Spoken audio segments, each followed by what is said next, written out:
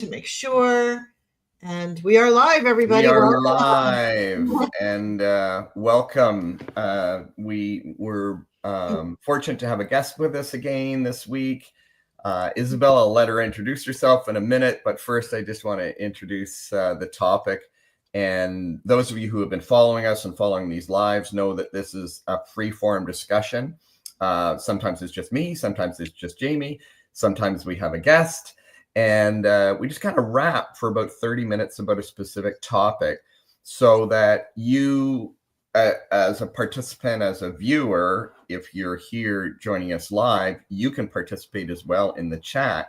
Yeah. But an idea, the idea behind this is just to kind of look behind the curtain. So we're all, given all of the spiels and all of the pitches and all of the ads and everything on social media about, the perfect this, the perfect that, the program or whatever. But what about the people behind it? And what about the philosophies? And what about the belief systems? And that's what we talk about today. So every week we do this. And today our topic is your offer isn't the problem. So this is kind of feeds back into what I just said, is this idea that people are offering, but not taking the time to kind of look at the other part of it. It's not what you're offering. It's not what you're selling. It's knowing who wants it and knowing everything you can about them. So, most business people obsess about tweaking their offer, about, making it perfect, polishing it, redoing their program for the 15th time without, even repricing it, without ever taking time to speak to their potential audience, if you will, without any outcome in mind. So it's not really about the offer or the program or the price. It's about your understanding of your audience. And if you don't know exactly who's looking for what you have to offer, and you haven't determined that there's a burning desire for that, then no polishing and perfecting in the world will help at all. And that's kind of what we want to rap about today. So, but let's pause for a minute and kind of backtrack a little bit. And Isabel, please introduce yourself and let us know what you're up to and who that audience is for you, who you're trying to serve and help. Mark, Jamie, I'm so honored to be here and I'm so happy to see your faces again. It's been a while since we saw each other, and I know we've talked on LinkedIn, but it's not the same. So I help families pre-plan their care either for themselves or their loved ones. So I talk a lot about end of life, dying, what to do, a lot of those difficult conversations nobody wants to have. So that's what I do. Yeah. So that is, I've just got to say, Isabel, that just you kind of ran shivers down my spine in terms of thinking about that. I'm the north side of middle age, and these are issues that are so important, and yet as a society we've learned to dumb them down or not to talk about them, to kind of keep them in the closet. So I've got to say, your audience is something that affects a tremendous number of people and will affect all of us at some point in time. So I love the way you articulated that, and I love the way you were so laser focused on that. Like it's not this big long, I help this person, I help this person, I help, any age, Jamie has this expression, a credit card and a pulse. No, you're calling it out. You're saying, hey, if this is something you're thinking about and that's keeping you up at night and something that keeps lingering, this idea of end of life, either for me or a loved one, then do something about it. And I'm here to help you. So I love that. I think that's such a great example of what we're talking about today.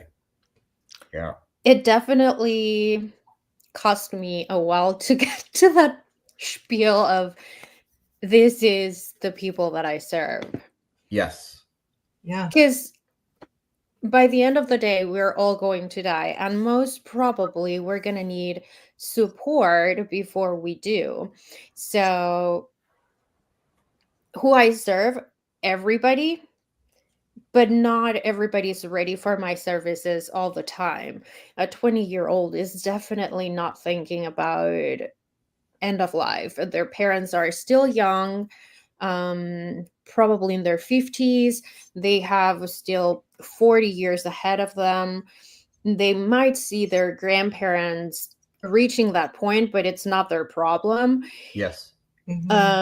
Even someone in their 40s, 50s, a lot of my friends, they're not there yet. Their parents are in very good health. So if you haven't received bad news, or if you're not in the right mindset, you're not ready for me. Yeah. Great point. And the idea too of, what's coming up for me is I've lost both my parents, and we were pretty good shape. I mean, in terms of planning that and knowing their desires, what they wanted. I still, there's always regrets about wanting to have done more there, but pretty good. And also from a financial standpoint and wills and things like that, had the house pretty much in order with that regard. But lately I've been thinking more about my kids and thinking, because I've had friends, I've lost a number of friends over the past couple of years, and thinking about my own mortality, and also, am I putting my ducks in a row in terms of planning? And I am, and then incorporating that conversation with my kids as well. And these are difficult conversations, right? Like you said it there. You use those words, the difficult conversations, and yet, isn't it often? Stephen Covey, talked about his quadrant model. It's the idea of we're always in the urgent thing. Gotta take care of the kids, gotta get to work, gotta make lunches, gotta do whatever. But we put aside the not urgent, important things, and that's exactly what we're talking about here. And that relates to business too. Is where we can constantly be caught up in social media and the internet really puts us all into this frenetic state of gotta have it now. So it's always an urgency. And what you do is a great metaphor for business as well. Is, are you thinking ahead? Are you planning ahead? And that's what's so important. And we need to kind of get that resonance going where people go, yeah, I need to pause and carve out that time to think about that. And it was not recent. It was probably about 6 or 7 months ago that I was listening to this podcast, and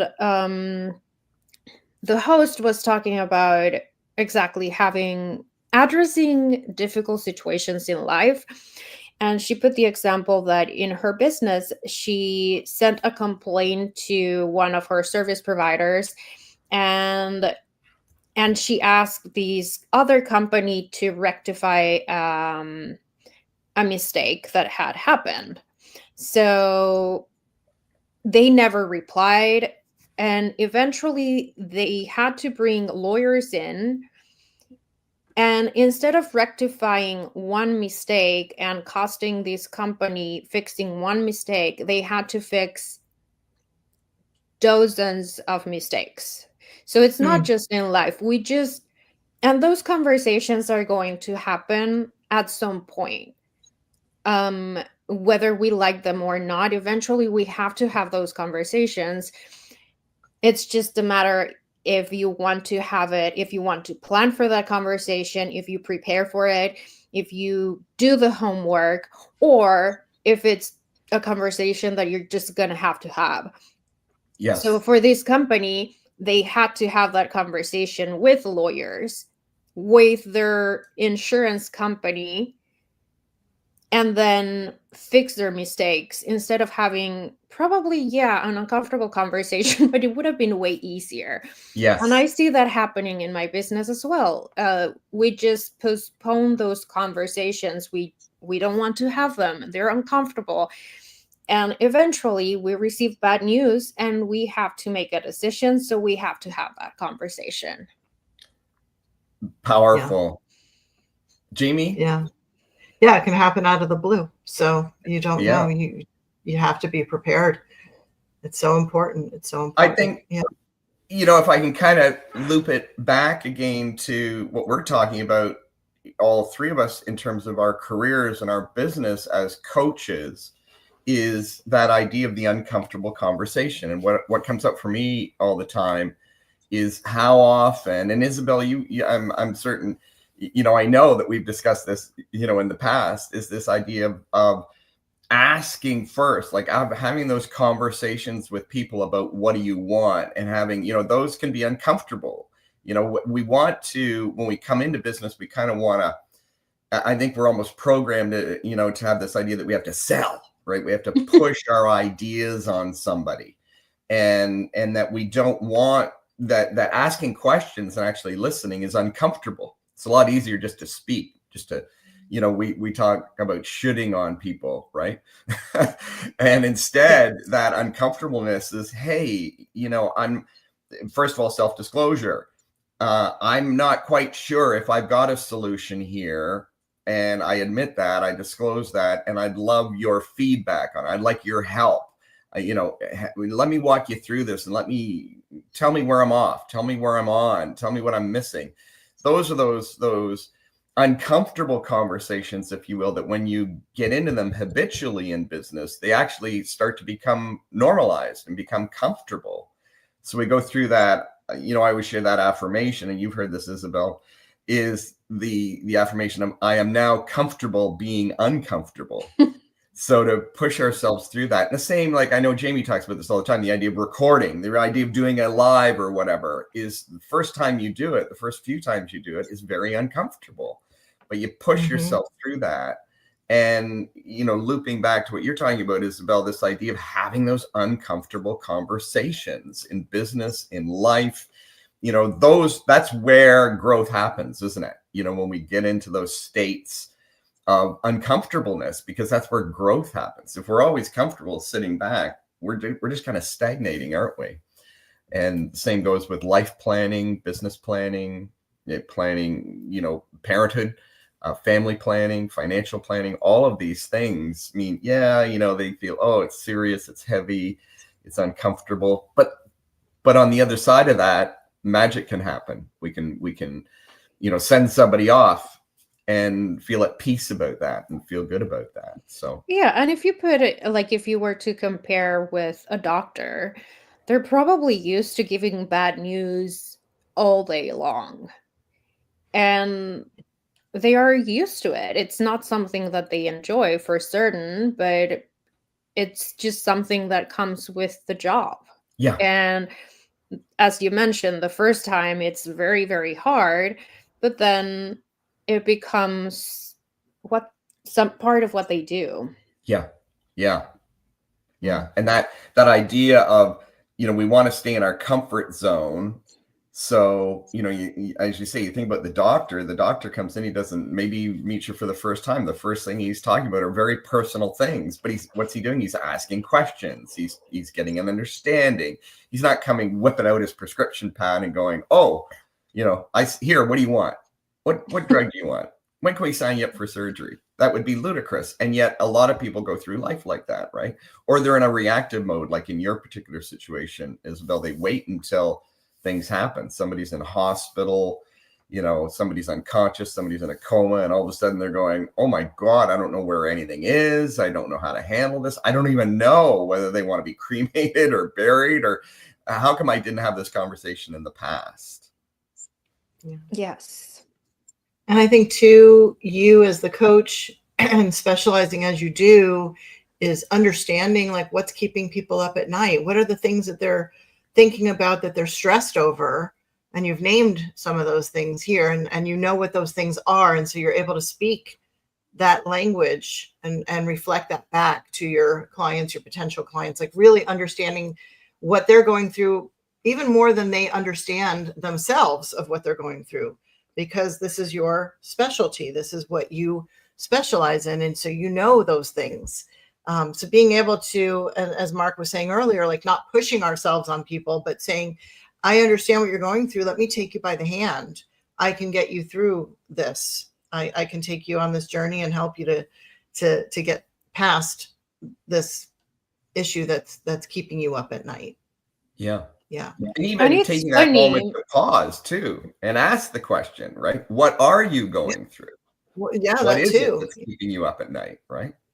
And for every person is something very different. And within families with the same problem, the same issues, what keeps people at night is something completely different, because we all come with the different perspectives, and we all come with what we believe that should be the best way to approach things. So when you bring your own perspectives, your own life, and your own way of thinking, even if you're living the same situation, you have the same parents, and you're going through the same stuff, you, each one of the kids, the parents, they all have different perspectives. So, and Yeah, their problems and what they want to address is very different. definitely. And that's so important, to recognize that everybody comes with their own questions, their own personal history, and then they bring that into the conversation. But like you said, as a facilitator of that change, you need to be recognizing it's not boilerplate, right? Where No. everybody, what often happens is people, and I'm going to come back to business again, people create a program and then they try and stuff everybody into that program. So there's this assumption. So just like you're saying, Isabel, it would be like taking everybody and assuming that the entire family, every child in that family would be having the same feelings and the same concerns and the same fears around how to manage the death of their parent, for example, and then trying to deal with them all exactly the same, like in a boilerplate way. And yourself from a professional standpoint, that would just be disastrous. That you have to recognize that they all are coming from unique, doesn't mean they're not all on the same path. They're all going to the same end result, but everybody's going to come in from a different perspective, as you say. And I think that's so important to recognize that. And again, it kind of comes back to pushing your ideas on somebody instead of pausing for a minute and going, what are they bringing into the equation, and then helping them through the journey from their perspective. Still the same journey, but you're acknowledging their perspective. And linking this to the audience, a lot of the work that I do is understanding my audience. And it's not just how to attract the client, but what is their audience? So who are the people that they are in constant contact, who's their parents, their siblings, other family members. And when you start understanding what everybody wants, their own perspectives, and what they want from the conversation, it becomes a way easier conversation, and you can actually reach some kind of consensus. Yes. Because you're coming from from understanding what they want. Yes. That idea, and again, I think it's Covey. I'm going to come back to Covey again. I don't know why he's popping into my head today, but that idea of seek first to understand, then to be understood. Yes. And we see that in the world right now, don't we? Like in everything from politics to business to social media, is everybody's screaming at the world, this is what I need to be understood. I need to be understood. But they're not taking the time to pause and say, let me understand first, so that we can have a mutually beneficial discussion. Yeah. We have a comment, question actually from Matthew. How do you balance the work-life balance as a coach? Mark, I'll let you address that. Let me throw that to Isabel first, and then I'll. Yeah, sure. Because I know you're busy, Isabel. You've got a lot of stuff, a lot of balls in the air. Yeah. Yes. This is actually something that I talk with my clients as well. It's how to balance everything, because we talk about work life, but I think it's just balancing life as itself. There's people that most of my life I've had two jobs. And I'm good with that. I have time. And people ask me, how do you manage having two jobs? I don't have kids.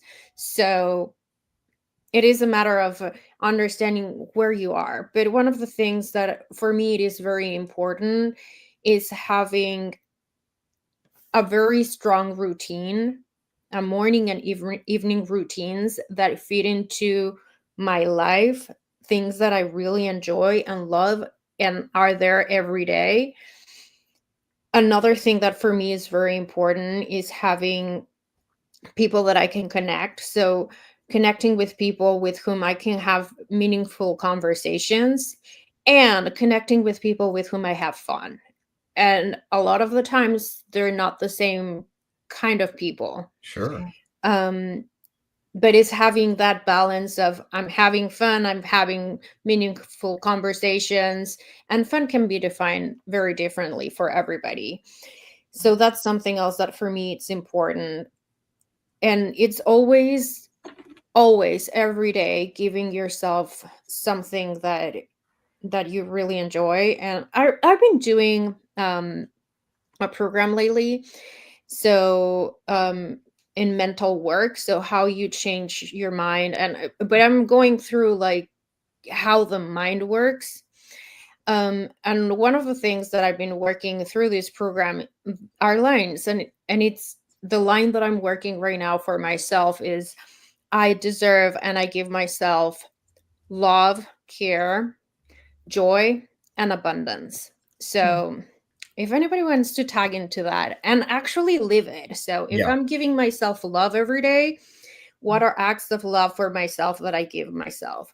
What Yes. are acts of care? What are acts of joy? And what are acts of abundance? Yeah. I love that. There's so much that you just said there, Isabel, that was so powerful. And I love that you're taking care of yourself, because so many times people think, we talk about the be, have, do model as opposed to the have, do, be model. And the idea that, a lot of people say, well, once I have the money, once I have the clients, once I have that figure, then I'll live the life I want to live. Then I'll be happy. Then I'll experience love. Then I'll experience joy. But it's the reverse of that. And that idea of routine, and you know this, Isabel, because we work together, is how I have ritual in my life that's just, sacrosanct. Like you can't take me off of it, no matter how stressful it is. I'm going to do that self-care. But that idea of beginning with self and taking care of self, and then the more strength you have that way, then the more power you have in the world, the more you have to give to others. And that I like what you said too. I don't really think about it as a balance. And to me, what comes up for me, and I've had this conversation with other coaches as well, is this idea of work life, is that we want to separate them, right? And we're trained that from birth, right? We go into school and we're trained, get a good job, get married, get the white picket fence. Oh, and then if you want to be a real human being, you can do that in your spare time, but it's work, work, work, work, work. So we get this idea of I see a scale. I see a scale in my work, life, work, life, work, life, which to me, that's the beginning of the problem right there. And the end of the problem is that, and if I can kind of paraphrase what you were saying, is I look at it this way, is that we design our lives. And that's, of course, what we do. You know this, Isabel and Jamie and I do, is design your life, then design the business that fits into your life. Mm-hmm. Because when you do that, you're not balancing anything. You're integrating that. And I know that, that idea of, and Matthew, I don't mean to call you out or anything on this, because it's a common buzzword, right? Work-life balance, work-life balance. But I think if we pause and we step back and say, well, what if I don't have to balance that at all? What if all of a sudden I can design it the way I want it? And I think that's a real challenge that we see in the workspace too, is that so many people are unhappy. Survey after survey for the last 50 years in the workforce, 70, 80, 90% of people say that they're dissatisfied with what they do. That's sad. That really is sad. Yeah. Instead of going, well, how does my work, if you want to call it, bring me joy? And how does that integrate into the life I want to live? Because then you don't even think about concepts of retirement or whatever, because what are you gonna do? Work is what brings meaning to life. And when we integrate that into our meaning of life, instead of having it as a polar opposite, then that's where we can experience that joy. And adding into that, like the work I do, I connect with a lot of people who are not working. They are taking care of their parents full time and they are burned out. Yeah. So they are lifing full time and they don't have balance. They're just going through the motions and turning fires off all the time. So Yeah. So it's, as you said, it's incorporating things that bring you joy and happiness and make you feel fulfilled with what you're doing. Yeah. I was just going to say that, like, I always say that my business is an extension of who I am anyway. So when you are integrating your life and your work kind of together and not looking at them as completely separate things, they're unique, but they are part of you.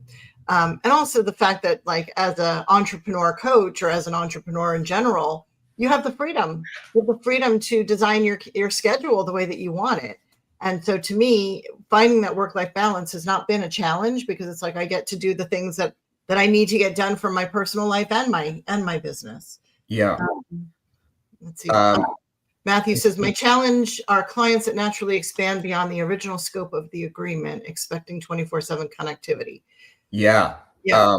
Thank you for the clarification, Matthew, and dialing that in even more. Because that's kind of a segue into that, which for me is, it begins in the beginning, and that's how we set up boundaries and expectations with our clients. Yes. And that's where, one of the things, the big thing that Jamie and I do, by the way, is we take people from a perspective of looking at, I'm creating a job for myself, to I'm designing a business. And that's where the shift often comes, because coaches come in, they go, and we will talk to people right at the back, and they'll say, well, what are you doing? Tell us what's going on. And they'll say, well, I don't have any clients yet. And we'll say, well, when are you available? What kind of, things oh, I'm available 24/7. I give people all my contact information. They can phone me day and night and everything. So can you imagine a business, a solopreneur, somebody opening up an ice cream shop and saying, I'm going to serve ice cream. I'm all by myself, but I'm going to run around on my bike 24/7 doling out ice cream. You wouldn't last very long. So it's in that initial design and laying out those expectations from the get-go and letting people know. And then if the line gets stuck, and also realizing that you don't have to be perfect with that, and you don't have to have it all figured out, but you'll know intuitively as soon as somebody steps over a line. I'll give you an example. I don't spend a lot of time on Facebook. I think I could tell you a lot about what I think about Facebook, but the bottom line is I don't get sucked into Facebook. So I use it as a business tool. I advertise on it, and then I respond to ads on, people that comment on ads. But other than that, I'm not going to, and I'm going to utilize it. I love ice cream. Thanks, Matthew. I'm going to utilize that as a business tool. So that's where, for example, Jamie and I have groups and things like that, where we initiate and work with our clients in a group setting. But if somebody sends me a personal message, then that's stepping over a boundary to me. And I go, no, I'm not going to respond to that, because it could just get totally out of hand, right? So I will redirect and go, first of all, politely, that would be best addressed in the group. Please post that in the group, because not only will you learn from the response, but everybody else in the group will respond and also be learning from that and participate in that. So I think that's the big thing, is setting up those initial boundaries. And then if you find yourself where you have to make that transition, right, where you've made yourself available 24/7, and you're taking a break and you're at the beach or whatever, and your phone's ringing and the clients, and you keep going, I told them I was available anytime they wanted. Well, that's where you have to have that uncomfortable conversation. This is a good looping back, Isabel, that uncomfortable conversation where you say, I have to let you know that this is stepping over a boundary. I do have personal boundaries. I have a personal life, and I do need rest, and I do need recovery time and everything. So I would appreciate it if we kept this to this platform to communicate. Or if you are going to call me, that you call me between these hours. That's when I'm available to receive client calls. Not 24/7, but you said, I could call you anytime. I know, I did. I apologize. I was not clear on that. I needed to have been clear, but this is the way it needs to be in order for me to serve you adequately. So it's okay to apologize. It's okay to change the game as you're going if you find yourself caught in that trap where you just didn't know that you didn't know. Because you were out there going, I got to get clients, and I'll do anything to get a client.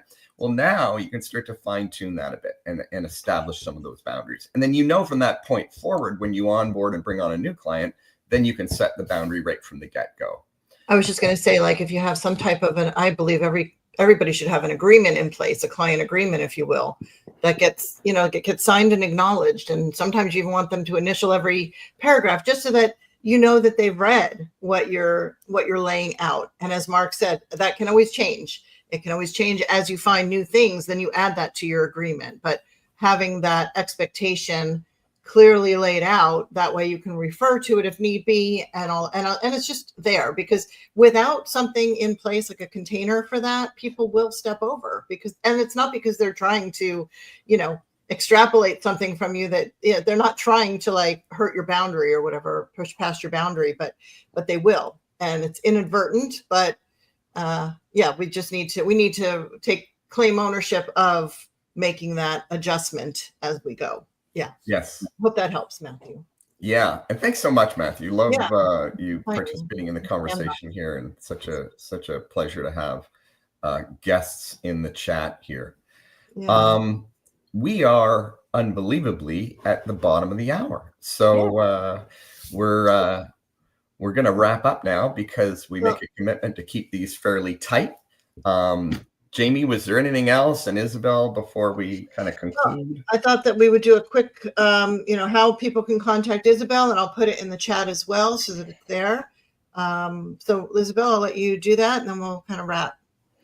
They can reach me through LinkedIn. I'm Isabel Melgarejo, or my email, isabel@tomcourt.com. I can write it up for you. No, I've got it right here. Well, I don't have your email address, but I'm going to give them your LinkedIn, your website, and your other items here. Contact you. Yeah. All right. Perfect. And what I love about Isabel, right there in the LinkedIn, you can see how she can serve you and help you. Well-being and difficult conversations. So how to do that family caregiver planning and future planning. And there's the Tom Court right there. Tom Court. Yes. Isabel at tomcourt.com is the email. But I love that you capture it there, Isabel, right in your LinkedIn title, is so that people who are wondering about having those difficult conversations or trying to get that first step, I'd really encourage you to reach out to Isabel and have that conversation with Isabel and see if there's a fit, and if there's a way that she can help serve that need that is very, very important, but isn't urgent for most of us. And then we'll also wrap up with our introduction. You'll see scrolling along the bottom there, the 5-day map workshop, which we do around every 4 to 6 weeks. It's free. And this is that idea where we discuss over a 5-day period, about an hour to 90 minutes each day, the idea of transitioning and creating a real business as opposed to creating a job for yourself. So what does it mean to create a coaching business? And that's what we talk about in the 5-day map. So we'd love to have you. Our next session starts on August the 18th. So please join us. There's the link. And you can find that on both of our respective LinkedIn profiles as well. Yeah. So thank you, everybody, for joining us. Isabel, thank you very much for coming and playing in the sandbox with us. Yes. And we will wrap here, and we'll see you all next week. We do this every Wednesday, Lunch and Learn, noon Eastern time, 9 a.m. Pacific, right here on our LinkedIn. And we look forward to seeing you again. Yeah. Thank you, Matthew. And thank you, Quentin, and anybody else that has been circling around and watching today's live. We really appreciate you being here. Love to keep the conversation going. Feel free to DM Jamie or myself with any questions that you have, that we can carry on the conversation, or continue to paste your put your comments in as a question, and we'll address them there too. Hope to see everybody on the 5-day map on the 18th. Yeah. Bye, everybody. Bye. Bye.